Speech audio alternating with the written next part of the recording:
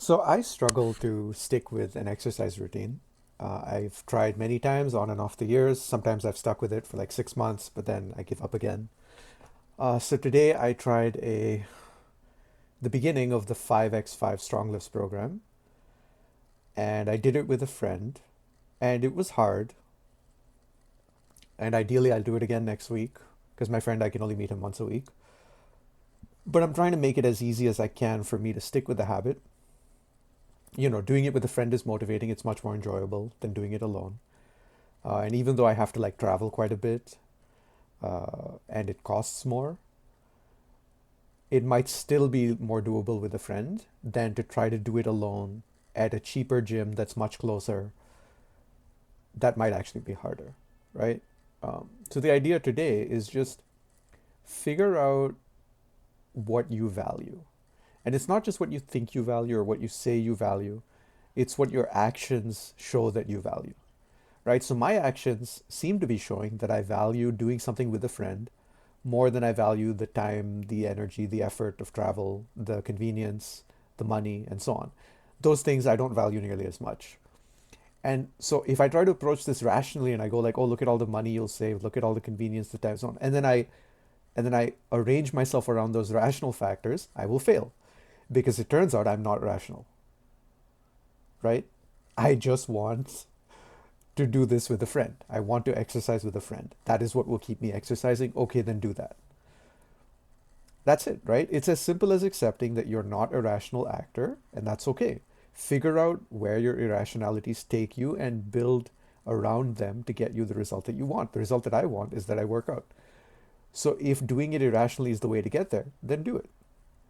Rather than trying to force myself into the perfect optimized rational situation that will never happen, right? We're not built to be economists for ourselves, if that makes sense. You have to approach yourself the way you would approach an animal, right? You have to be a behavioral scientist. You have to realize that sometimes you're rational, sometimes you'll make logical decisions, you'll compare prices, but other times you will be irrational. You'll go with emotion, you'll go with other factors that are hard to quantify, hard to put a price on.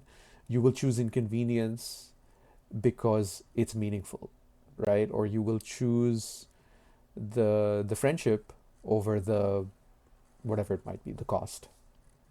Um, and this also applies to a lot of unhealthy things too, right? Like it is worth challenging your irrationalities when they are causing you harm. For example, you know, why do people stay in abusive relationships? It's not as simple as they are trapped. That is part of it. But even when they have ample opportunity to leave and ample support, sometimes they don't leave. And part of why is because they may be psychologically conditioned to seek out the familiarity of the abuse rather than the healthiness but unfamiliarity of a normal good relationship or even just being single, right? So the reality is for a lot of us we seek familiarity even if it's harmful over, say, the more beneficial unfamiliarity. And this is just one of many things you can learn about yourself, right? Whatever it might be. But once you learn them, the very knowledge begins to work away on those things, and you can catch yourself in the moment like, hey, why am I doing this? Or why am I still standing for this? Why am I still accepting this abuse? Or why am I still okay with the way things are when I can change them? And slowly that begins to dissolve and you change, right? And that's the reality. All of us are capable of change. I don't know why this question exists. Like, do you think people can change? Of course they can change. You're already a different person than you were yesterday. The question is, what direction are you changing in? And what are you going to do about it? How are you going to direct your own change? And one of the best ways to direct your own change is to consciously choose your thoughts. You can't control all your thoughts, but you can choose the next one, right? That you have right now, and the one after that. And so you can control some of them. And that's enough to dictate the direction in which you'll change. So I'll just close out this video by saying you have a lot more agency over yourself than you realize, but don't try to force everything at once. Don't try to make yourself go down the most rational path. It's okay to work with the idiosyncrasies and unique factors you have to yourself, right? Maybe you really, really like ice cream.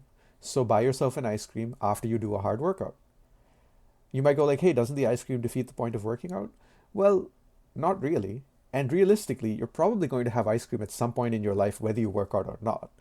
So you might as well use the ice cream to get you to work out and enjoy the ice cream, right? Besides, you can still build muscle eating ice cream, right? Like my friend literally eats like cheese, milk every day. Like, yeah, you can build muscle eating anything as long as you get enough protein, of course, and enough calories. So good luck to everyone out there. Do your best.